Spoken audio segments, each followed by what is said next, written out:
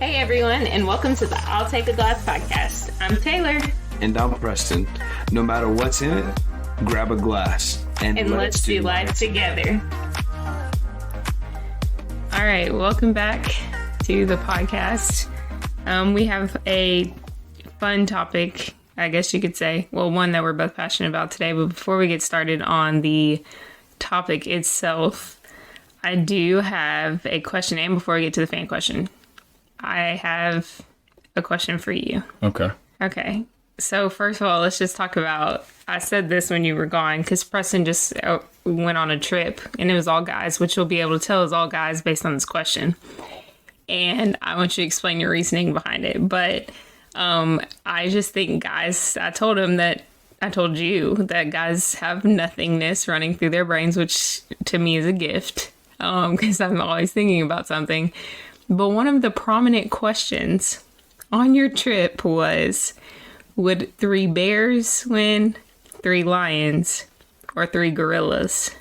And you had to rank them. Like, isn't that what y'all spent time doing? Yeah, we talked about if it was like a fight to the death, right? And it was not all the space in the world, but some kind of enclosed area. And in that area, there were 3 grizzly bears, 3 lions, and 3 gorillas. Who would win? And so we spent time debating that. Yeah, which to me is insane. Like, how is that the topic of conversation? But whatever. Oh, we did. We had all kinds of fun conversations. We placed bets on softball players' heights. We were talking about if it would take more 5-year-olds to tackle Derrick Henry or more grown men to win a fight against a gorilla, which one would require more. Like, we had all kinds of fun conversations on this trip. Yeah, so nothingness running through your brains. Okay, gift from God. All right, so rank yours and then explain why. I think we might have agreed on this, though. Originally, I said the gorillas would come out on top. On the trip. But one of the guys on the trip made an interesting point that I had not considered. But by nature, gorillas are not carnivores. They are not fight to the finish type of animals. They don't have to consistently kill, right? But they have sharp teeth. Okay. And so because of that, I think the bears might edge them out. I'm saying lions come dead last. Yeah, I agree. Because they're just smaller than the bear. Although lions are my favorite animal. I just don't see how, like, grizzly bears are wild. But I just don't think that 3 lions against 3 grizzlies would win. And I just don't know, it's a mentality standpoint. I just don't know if a gorilla would flip that switch. I mean, I think this is different than like 2 silverbacks going at it because they want to run the... Pride, I think, is what they are. I thought it was like troop. Oh, maybe. Troop of gorillas. Could be wrong on that. Somebody correct me. But I think that it's different there. And so I just feel like the grizzlies come out on top. I think it goes grizzlies, then gorillas, then lions. Okay. I think I wind up agreeing with you on that. But at the same time, if you've seen Planet of the Apes, I mean, they put up a good story based on a true story. Put up a good fight on that. So I don't know. How many grizzlies did they fight in that movie? I don't know, but I think that would be a cool next movie. If we're giving away free ideas animals, right now. By the way, we don't just think about ways that animals can battle to the death. Very true. Just an interesting question that came up. We just gave away a good storyline, and we're not directors, so we can't make money off of it. But we wouldn't direct a good movie, I don't think. Speak for yourself. Okay, well, I guess y'all are gonna have to tell us what you think. Again, just this is an interesting conversation, so we always got to start out with one of these. But okay, this question is from Sean. Sean asked, "What's the worst date we've been on?" So we kind of talked about this in our pre-game conversation, right? You have one that I would agree. I'm trying to go different. Both of them involve the movie theater.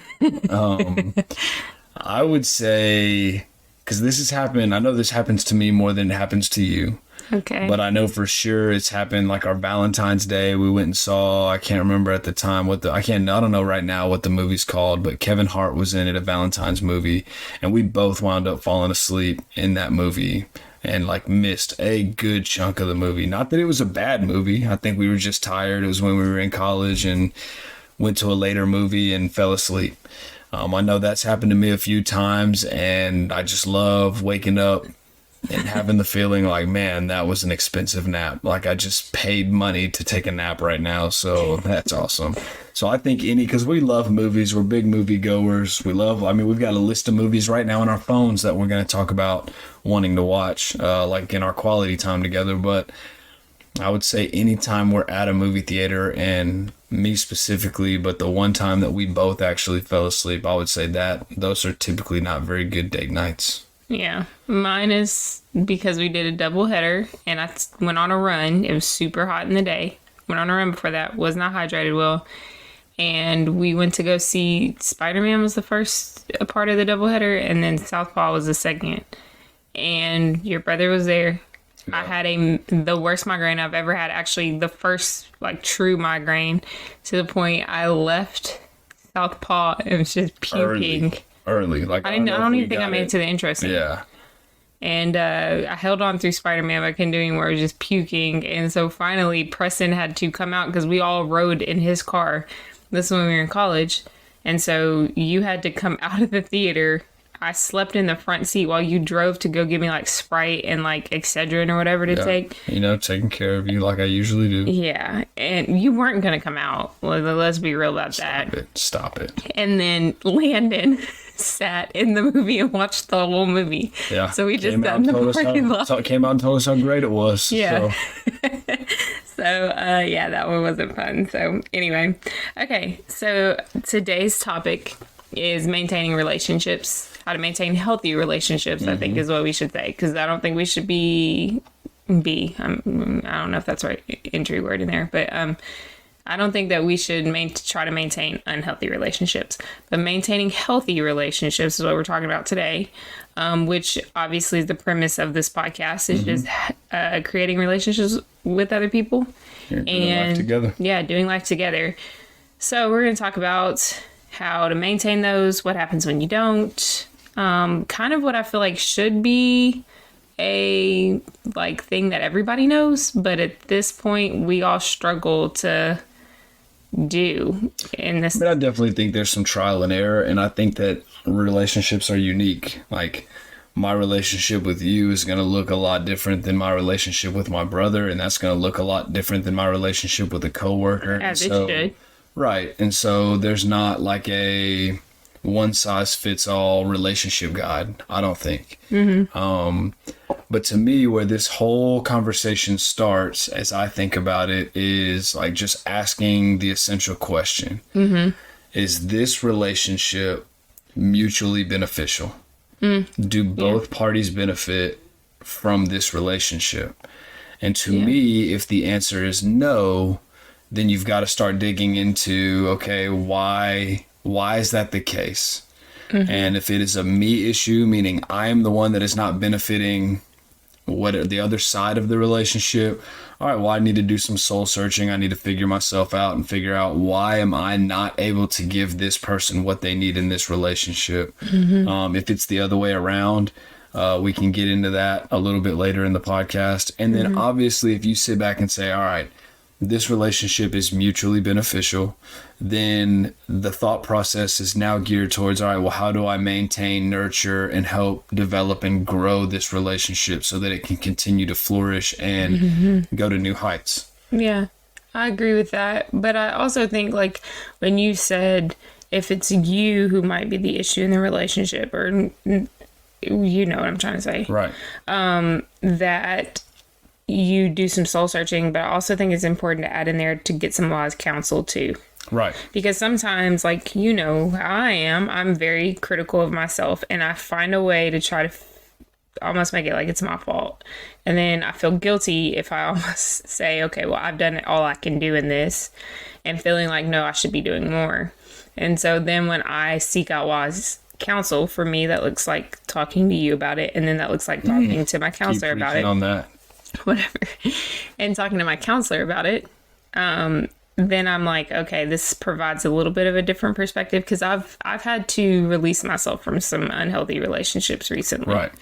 And so I think I was holding on to it so long because I thought, well, I'm not doing everything I'm supposed to do.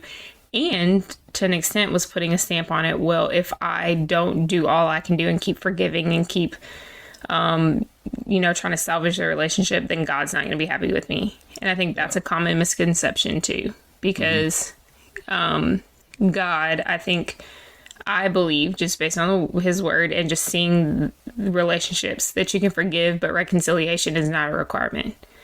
And I think that's kind of where I got, where the lines got blurred. And so I think that's important to add in that. Right. But let's talk about our relationship. So I feel like before we had kids, everything was great. Things were easy. We could go do whatever we wanted to do. And we had the time, had the money, the space, and all that. Then we started having kids. And I love our kids so much. And you do too. Mm-hmm. But it makes it harder. So marriages, I think, are probably one of the most common relationships that kind of fall to the wayside when the rest of life happens. And so, one, I want to talk about something practical that we've done to maintain our marriage, or at least try. And then, because we have rough days, right? And then what it looked like when we didn't. So what's one thing that you can think of or point out that we have done to try to help maintain our marriage since having kids? Actually, let's rewind. We finally got to this point where we were like, man, we can't do this anymore. What made us, I want you to speak on this because I can, but you will. What made it so that we had to go, okay, we got to start prioritizing our marriage first, because we stopped doing that for a while? I think, and this is my opinion, this is what I feel like I have seen in other relationships, just as I have witnessed or encountered them. And this is what I feel like I hear about. But I think it is critical that you keep dating your spouse after you get married. Mm-hmm. And you keep allowing for space, resources, and opportunities to continue to date each other. Mm-hmm. And I hear frequently, obviously we're not there, but I hear frequently that you become empty nesters, and if you haven't done these last 18, 20, 25, however long it's been since before kids, if you don't do it right, you're going to get to the end of this thing as empty nesters and look at each other, and it's like y'all are roommates. Like it's no longer a marriage. Like y'all share a bed in a room together and a house together. Y'all share bills and responsibility together, but that's about all that's shared because everything is thrown into and wrapped into the kids. Yeah. Which isn't a bad thing in terms of investing in your children. Obviously that's critical, but I think that a really practical way to do that is just to make sure that you allow yourself to continue to date your spouse. Mm-hmm. So the same way that I pursued you and affirmed you daily, and we used to go out and just do stuff at the drop of a hat, and we created time in the schedule, which that was a lot easier to do before kids. But we created time, we created finances, we created resources in order to go do anything we wanted to do in terms of dating each other. I think that obviously to a different degree, but the same degree, you've got to continue to do that in your marriage. And I know we went through a stretch where we didn't prioritize that. And it got rocky.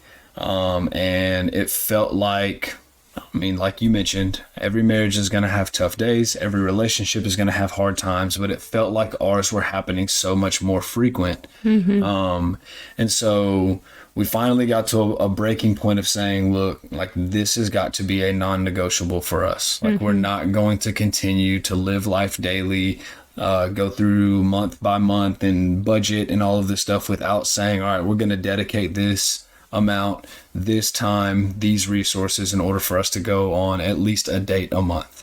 Yeah. And that's us getting out. That doesn't involve quality time that we spend together and stuff like that. But we're saying it is that important to us that we're going to write it down on our budget to make sure that we go do that. Yeah.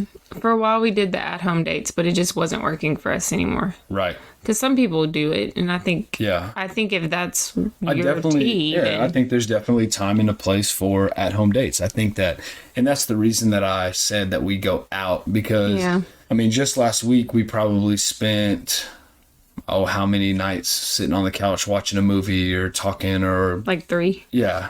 So, and spending that time together, where we've got a show or a movie or something that we do in the evenings together, play Call of Duty together, just stuff like that. That was back in college. You ain't so getting that for me now. We still do that, and I think there's a time and a place for that. But we just wanted to make it an emphasis to say, like, all right, this is so important to us that we are going to spend money on it, and we are going to get out and be in the world and experience new things, go try new things, go see new places, and all of that. Yeah, because typically when we're not at work, we're at home, because we're at home dealing with whatever we need to do with our kids, or we're out doing stuff for them, with them, all their activities, like... And it feels like being at home, I can't fully be away because I'm thinking about, okay, do I hear a kid crying? Is somebody waking up? Who's sneaking out of the room to come try to talk to us? Right. I think it's easy for us. Speaking for us, I think it was too easy when we were trying to do stuff at home for us to get wrapped up in everything else that is going on in our lives, because this is a place that we experience every single day, and it's where we do work, it's where we do life, it's where we do everything. We schedule, we budget, we do all of the things, right? And so I think as we tried to do at-home dates, it became a deal where it became more focused on the date aspect of it, and the focus shifted more toward everything else happening around us, and what do I have the rest of this week, and can I kind of use some of this time? Can we shorten our date time so I can start doing this or whatever? And so we had to get to a place to say, all right, we've got to get out to go do this thing. We've got to dedicate the time. We've got to make sure we've got a sitter lined up, which shout out to my family for coming through most of the time on that. But we've got to make sure that we say, all right, this amount of money, this time on this day, we're out of our house, away from our kids, and it is all about me and you. Yeah. And it's hard for me too, because I see stuff around the house. I'm like, oh, need to pick that up. Oh, probably should fold that. Like, and so I just couldn't get my mind wrapped around the date aspect. Right. So, at-home dates aren't bad. They just don't work for us. Yeah. Not as our sole means of dating. We date at home, in theory. Like, we sit on the couch together and we'll rent a movie and we'll get snacks and we'll have ice cream and the whole nine. We'll make a meal together, all that stuff, right? But as our sole means of dating, that wasn't going to be enough for us. Yeah. Well, okay, so then segue to prioritizing your relationships with your kids, because I think, as I have, I read a lot of books, especially about parenting. I listen to a lot of podcasts. Like, I'm a person who really likes to gain knowledge and understanding, and just kind of the generation that we were raised in looks a lot different than the generation we're raising our kids in. And I think every parent has done the best that they possibly could. Like, at least they try. I give our parents the benefit of the doubt in saying they did the best they could. Yeah. But the way that I parent is different than the way I was parented. And not saying that one is necessarily bad, but it's just how I choose, how we have decided together to choose to parent our kids. And I think sometimes there's this like, oh, I'm the authoritative person in this relationship, which is still true with your kids. Like, with our kids don't run this house, right? But I think there's a certain level where I had to humble myself to understand too, like, not just from I'm the boss, I have to be the boss, but in the aspect of humbling myself to understand that there is a level of importance on maintaining a healthy relationship with our kids and investing in that in a different way, and like my responses, and not always viewing it as I'm the boss, it's my way, and like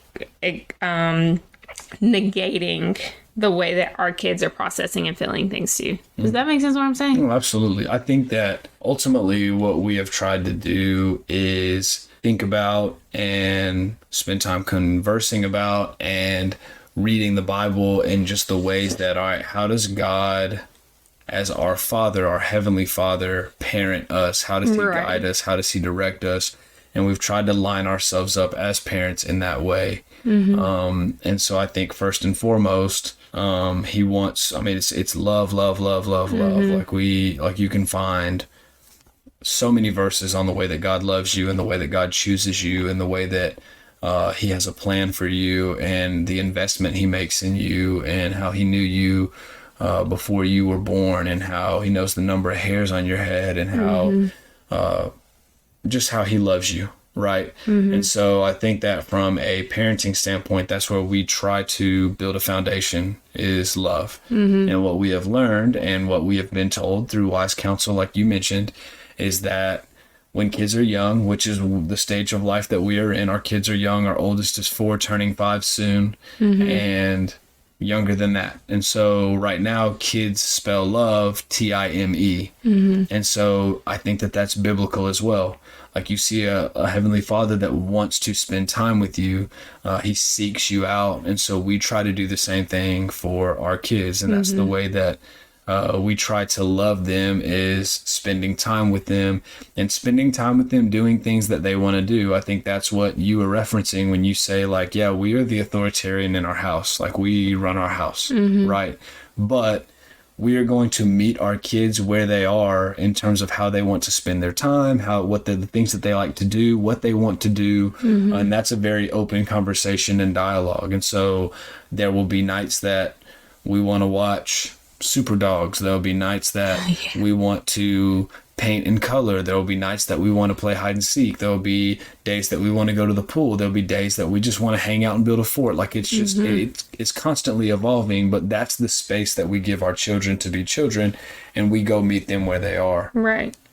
I think too, the big thing for me, just in speaking, I have a hard time with this, not spending time with our kids, because I when I don't spend time with you and I don't spend time with our kids, like, I feel completely empty. Like, or I don't want to say completely empty, because there's an aspect, but when I don't spend time with God, like, I feel empty. Like, there's an aspect of that. But I struggle most with, like, stopping, if I'm doing something, stopping what I'm doing, which we've talked about this before in an episode of ways that I've tried to implement, to things that I've tried to implement in order to spend more time, quality time with our kids. But I think the biggest thing for me is when it comes to work and when it comes to the house, like doing things around the house. With work, I feel like I don't work when the kids are up. That's something that I've changed. But as a female, just speaking from a female perspective, especially a working mom, like, I think there's just been a stigma for so long that moms shouldn't work. And if they do, they can't be good moms too. And I hate that feeling, because I don't want our girls to grow up feeling that way, feeling like they can't work and be good moms if that's what they choose to do. Right. And so for me, I spend so much of my time striving to try to excel in the work area, and then also doing so much around the house to be a mom and to maintain those things and to maintain the things that need to be done around the house, that I struggle to find, I don't want to say I struggle to find a balance. I'm overworking the crap out of myself for that, because I'm striving in both ways to try to prove that I can be a great mom and a great working mom. Yeah. And then that's where I think it becomes a problem, because ultimately I miss out on what really, I think, makes me a good mom. Does that make sense? Like, the spending time with our kids and things like that. And I've read, like I said, I like to gain knowledge. Like, kids need like 20 minutes of our time, and that's what matters to them. And so I've tried to work toward prioritizing time with our kids, because they're so little, they need so much, but just I don't want to miss it.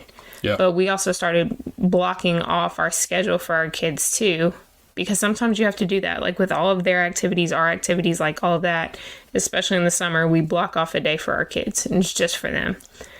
So that's something else. But I think it's important, ultimately, wrapping back around to it, it's important to prioritize your relationship with your kids. I also want to point out, I think, because you said that love is the premise of pretty much all relationships. But there's also love and discipline, because God disciplines us, but there's a way He does it to show His love. And I think there, of course, is love in time, in the time that we spend with our kids and with others.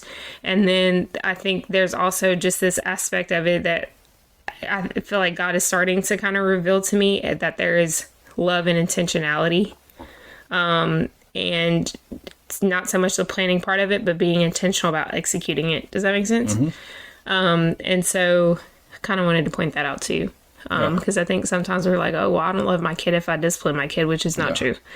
And I think part of the meeting our kids where they are, like we talk about, and I know I've referenced this before, love languages, that'll probably continue to get referenced throughout this thing, especially as we talk about relationships and doing life together.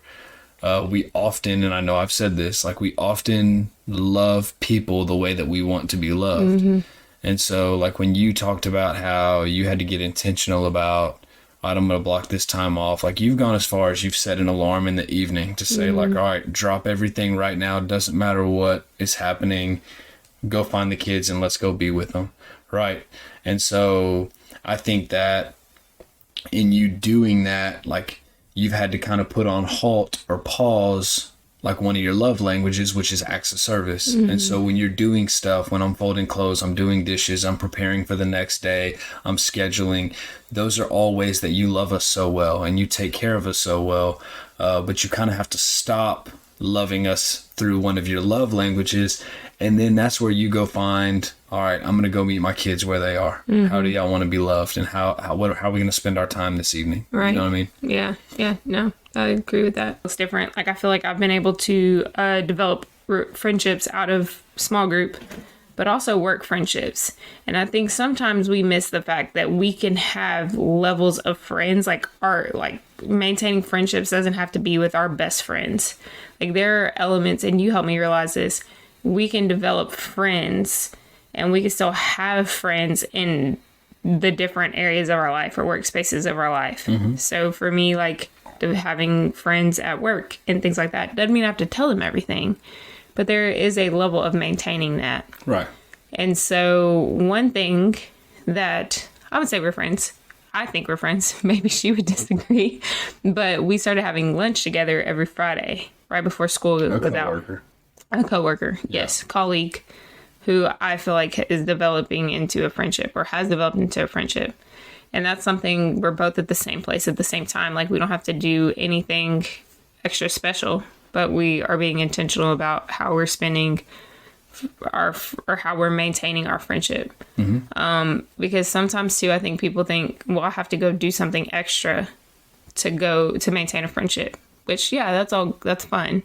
There are ways you could do it in the space that you're already in. So what would you say to that? I think you're spot on. I think that there are, I don't know the best way to say it. I'm going to just go with what you said, but there are just levels of friends that you have. And now I'm not saying you've got like people, you got acquaintances, you've got friends, and you've got brothers. Like, I'm not saying that. I'm saying, like, there are people that I work with that I genuinely enjoy spending time with, conversing with, hanging out with at work, and we laugh and we argue and we have debates and all that stuff. Like, what a friendship and relationship would be.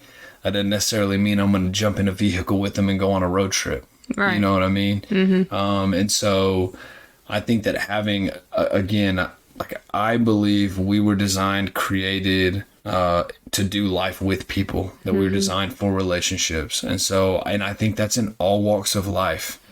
I think the areas that we kind of find ourselves being alone are the areas that we are under attack.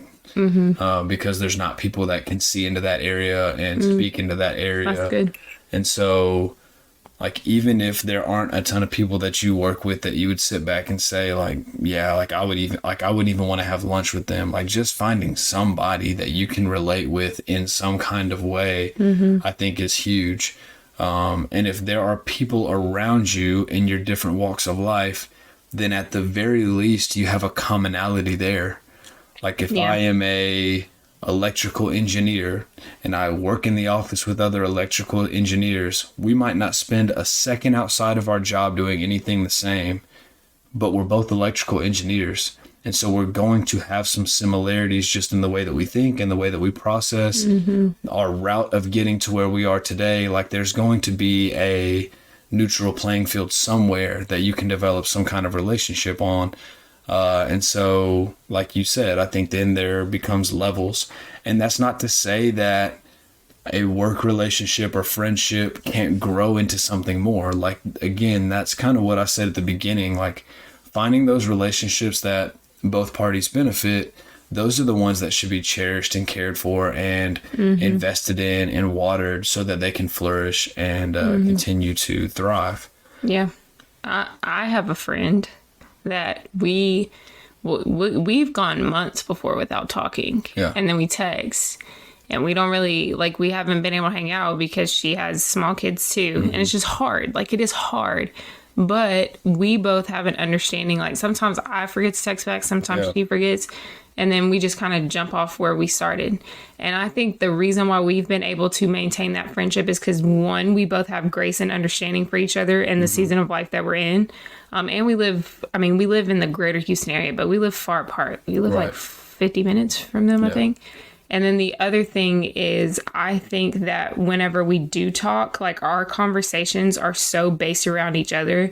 Like most of the time we're asking questions about each other. Like, how is this going? Hey, I remember you mentioning this a few months ago that you're dealing with. How's that? Like, how's that working out? And so I think what's helped us maintain that relationship, that friendship, is because when we do talk, like it's very much directed toward trying to see how the other person is doing. Does that, you know what I mean? No. And so I think that's important too. Like, I don't make it all about myself. And I mean, if she asks me, I'll answer the questions, but I think that's been a really important friendship for me to have to know that it is a friendship that I know there's space for grace and I know there's space for understanding. Bars. And so, yeah, I know. I should create a rap song too because that rhymed. Anyway, I will not be doing that. I try to do a lot of things. I will not be rapping. But anyway, I think that's definitely helped. Like that's a friendship that I value more than a lot friends I see almost every day to an extent. Friendships that are just genuine and authentic and where I don't feel like I have to sugarcoat it. Like I could just be like, here's where I'm at. And it sucks or it's great and let's move on, you know? Have appearances to upkeep. Right. So I think there's value in those friendships too. Absolutely. I think this was a good conversation. Honestly, we might have to continue this at some point. Like have a part 2 because there's a deep dive. Yeah, this was kind of like a baseline hitting specific things, but we might have to. There's just so many directions we could go and so many things that I don't feel like we talked about. Yeah, and like what happens when I'm in a relationship with somebody and I don't benefit and they don't benefit. True. And what that needs to look like. Cut it. Yeah. Cut it. Yeah, and no, that's good. We might have to do a part 2 to this. Yeah, absolutely. But in the meantime, part 1, these are just some tidbits for you to take to start thinking about, considering. Hopefully it helped a little bit. Hopefully it helped bring some light to some things. We didn't talk about even our relationship with ourselves. Yeah, we definitely got to do a part 2 to this. Okay, so there you heard it first. Part 2 eventually coming. Have a great day. We hope you enjoyed this episode and that it helped you. And we can't wait to hang out with you next week. Peace. That's it for our show today. Thanks for listening. Be sure to leave us a review and share this episode with a friend. Tune in next week for more fun and connection.